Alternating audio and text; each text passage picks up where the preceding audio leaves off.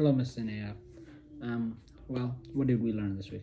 Week 5, we learned about loops and all the types of loops, like for loops, do while loops, while loops, and all those. Um, we learned the differences and what they could do. A loop basically means something that you wouldn't have to write something 100 times over, but you could just write it once and then it'll write 100 times for you, or forever. But you could put a stop to it and all that. The, um, the different types of loops were the do while loop, the for loop, the while loop, and the nested loops, or at least those were the ones we learned about. The topics covered are exactly those. There's the while loop, guessing numbers, that was 5.3. 5.4 was loop design strategies.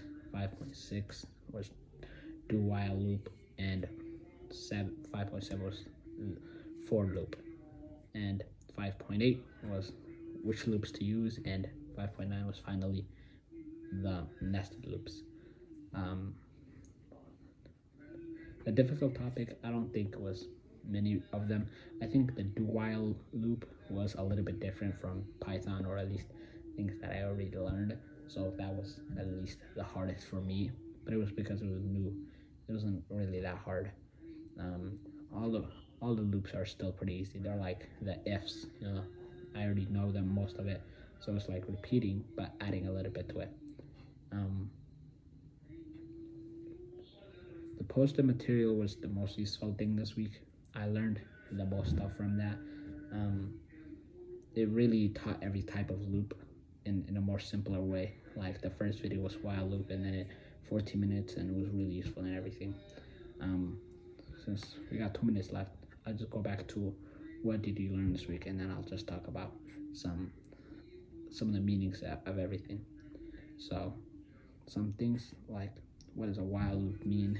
It's like a loop that starts with while and all that stuff. And rotation means repetition, and how to use all these stuff. I think that which loops to use was most useful, of which ones to use. You have the while loop, the do while loop, and those ones. But which ones do you use? That was something that this we learned on this one. It was very important.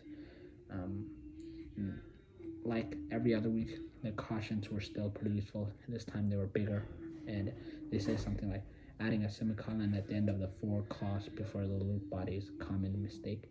As shown below, the semicolon signifies the end of the loop prematurely. The loop body is actually empty, as shown, and both are incorrect. So you can't add a comma while in a while loop. And I made that mistake actually while writing one of the code for a program, or at least the program. Um, one of the quizzes, I think I messed up like that, but then I fixed it. Um, so those were pretty useful, and the I always not answer that most difficult, but I'm pretty sure the nested loop would be the most difficult, because even if it is repeated, it was difficult for me in Python too. It consists of an outer loop and one more inner loop. It's kind of a difficult topic in itself, and 5.9 wasn't much help for at least talking about it. They said like 5 sentences, and it said the next line loop, and that's the loop for which the variable, the outer loop, is the inner loop for each the product. I think it was because I barely got it in Python, but that's it. That's all we learned this week. Peace.